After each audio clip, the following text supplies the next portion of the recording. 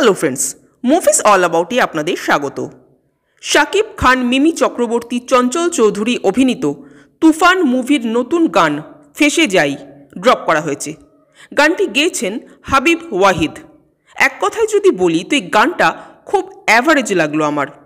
এটা মূলত একটা রোম্যান্টিক সং। গানের লিরিক্স ঠিকঠাক হলেও সুরের মধ্যে তেমন নতুনত্ব কিছুই খুঁজে পাইনি, বরং তুলনায় তুফানের আগের দুটো গান অর্থাৎ উড়াধুরা ও দুষ্টু কোকিল অনেক বেটার ছিল। তবে এই ফেঁসে যাই গানটা তেমন ভালো কিছু না লাগলেও এর ভিডিওটা কিন্তু বেশ ভালো লেগেছে। এই ভিডিওতে আমরা শাকিব খানের একটা সফট ভার্সন দেখতে পাচ্ছি, যেখানে তাকে একজন সরল সাদাসিধে সুইট রোম্যান্টিক নেচারের ছেলে হিসেবে দেখা যাচ্ছে। এখানে শাকিব খান ও নাবিলার জুটিটাও কিন্তু বেশ ভালো লাগছে, বেশ কিউট একটা জুটি লাগছে। মানে শাকিব মিমির জুটিটা যেমন ভালো লাগছিল, তেমন শাকিব নাবিলার জুটিটাও কিন্তু ভালো লাগছে, বরং এই জুটিটার মধ্যে অনেক বেশি মিষ্টতা আছে।